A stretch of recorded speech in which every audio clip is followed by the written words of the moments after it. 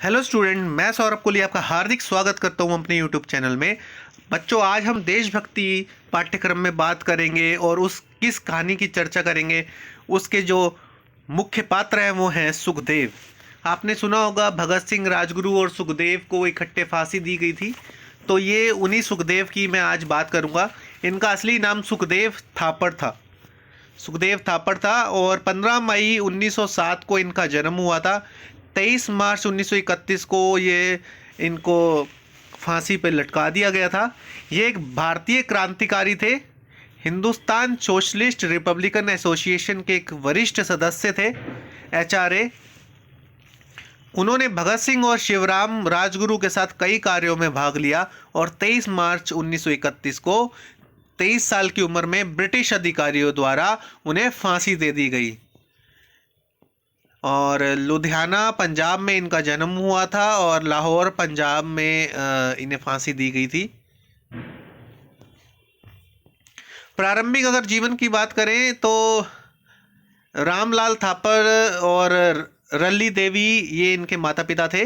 वह एक पंजाबी हिंदू समुदाय से थे और उनके पिता की मृत्यु के बाद उनके चाचा लाला अचिंत राम ने उनका पालन पोषण किया।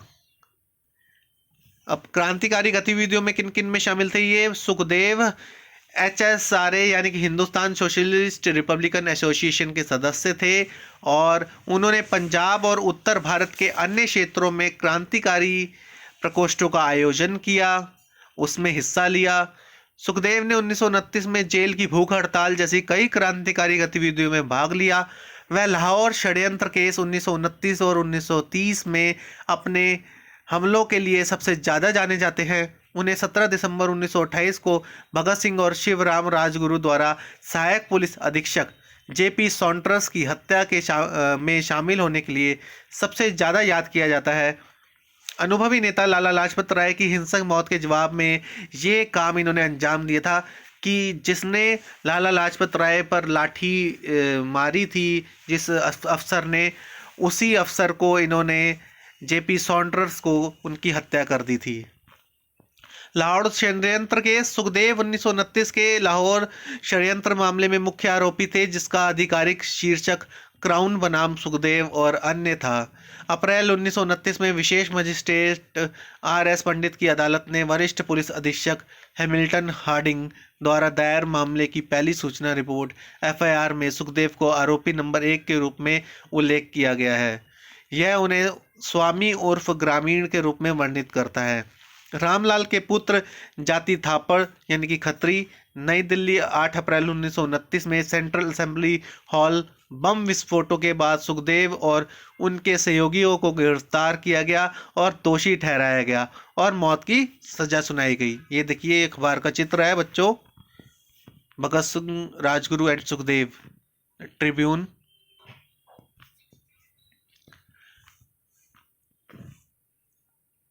इनकी फांसी पर बी.आर. अम्बेडकर ने अपने समाचार पत्र जनता में एक संपादकीय लेख लिखा और क्रांतिकारियों के लिए मजबूत लोकप्रिय समर्थन के बावजूद फांसी के साथ आगे बढ़ने के अपने फैसले के लिए ब्रिटिश सरकार को दोषी ठहराया।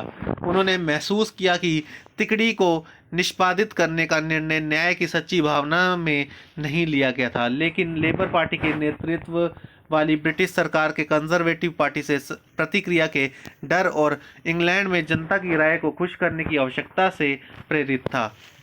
गांधी इरविन संधि फांसी से कुछ हफ्ते पहले हस्ताक्षर किए गए रूढ़िवादी द्वारा ब्रिटिश साम्राज्य की प्रतिष्ठा को कम करने के रूप में देखा गया था। ऐसी स्थिति में यदि ब्रिटिश सरकार या भारत के वायसराय ने एक ब्रिटिश पुलिसकर्मी की हत्या के दोषी तीनों को दी गई मौत की सजा को कम कर दिया होता, तो इससे संसद में पहले ही से ही कमज़ोर ब्रिटिश सरकार की आलोचना करने के लिए कंजर्वेटिव को और अधिक गोला बारूद मिल जाता। तो बच्चों, ये एक सोची समझी साजिश थी जिसके तहत इन्हें फांसी दी गई। बहुत सी राजनीतिक गतिविधियां होती हैं जिसके कारण दिखता कुछ है और होता कुछ है। अब बुक के अकॉर्डिंग क्या है वो हम बताते हैं आपको। बचपन से ही देश की आज़ादी का सपना पाले एक वीर सपूत केवल 24 साल की उम्र में हंसते हंसते फांसी के फंदे पर झूल गया। जिस उम्र में युवा अपने करियर तक को लेकर पूरी तरह आश्वस्त नहीं होते, उस उम्र में अमर शहीद सुखदेव ने सभी मोह को त्याग करते हुए देश की आज़ादी के लिए अपनी जान कुर्बान कर दी। सुखदेव के मन में बचपन से ही ब्रिटिश हुकूमत के जुल्मों के खिलाफ क्रांतिकारी विचार उठने लगे थे। उनके दिमाग में बस एक ही विचार चलता था कि देश को अंग्रेजी दास्ता से मुक्त कराना है। 1919 में जब जलियांवाला बाग में अंधाधुंध गोलियां चलाकर अंग्रेजों ने भीषण नरसंहार किया, तब सुखदेव की उम्र केवल 12 साल थी।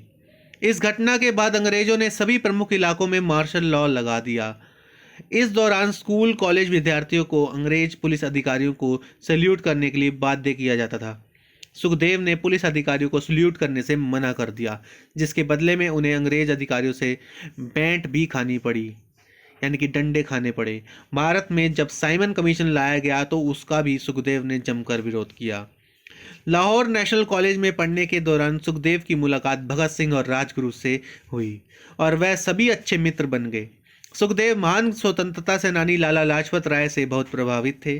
पंजाब में लाठी चार्ज के दौरान लाला लाजपत राय के निधन से उनका मन बहुत आहत हुआ, जिसके बाद उन्होंने अपने मित्रों भगत सिंह और राजगुरु के साथ मिलकर लाला लाजपत राय की मौत का बदला लेने की ठानी। उन्होंने योजना बनाकर 1928 में अंग्रेजी हुकूमत के एक पुलिस अधिकारी सॉन्ट्रस को मौत के घाट उतार दिया। इस घटना ने ब्रिटिश पुलिस के होश उड़ा दिए। अंग्रेजों के लाए गए दमनकारी कानून के विरोध की योजना भी सुखदेव ने बनाई। इनकलाब जिंदाबाद का नारा लगाते हुए 8 अप्रैल 1929 को सुखदेव ने अपने साथी भगत सिंह और बटुकेश्वर दत्त के साथ मिलकर दिल्ली सेंट्रल असेंबली में अंग्रेजों के दमनकारी कानून के खिलाफ पर्चे बांटे और बम फेंका। इसका उद्देश्य किसी को नुकसान पहुंचाना नहीं, बल्कि अंग्रेजों के कुशासन के खिलाफ आज़ादी का बिगुल बजाना था। वह इनकलाब जिंदाबाद के नारे लगाते रहे, पर वहां से भागे नहीं। सुखदेव को अपने साथियों के साथ गिरफ्तार कर लिया गया और उन्हें फांसी की सजा सुनाई गई। 23 मार्च 1931 को भारत के इस वीर ने अपने साथी भगत सिंह और राजगुरु के साथ हंसते हंसते फांसी के फंदे को गले लगा लिया। तो आपने देखा किस तरह ये वीर सपूत थे, किस तरह इन्होंने बचपन से ही अपनी गतिविधियों के जरिए भारत को एक नए दिशा में देखने की कोशिश करी, भारत को आज़ादी दिलाने की कोशिश करी। शुरू से ही इनकी गतिविधियां देख के पता लग गया था कि एक आज़ादी के मतवाले हैं और आज़ादी को चाहने वाले हैं। तो इस प्रकार आज हमने बच्चों चर्चा करी सुखदेव थापड़ की। आप इस चैनल के साथ जुड़े रहें, इसे लाइक शेयर एंड सब्सक्राइब करना बिल्कुल ना भूलें। धन्यवाद।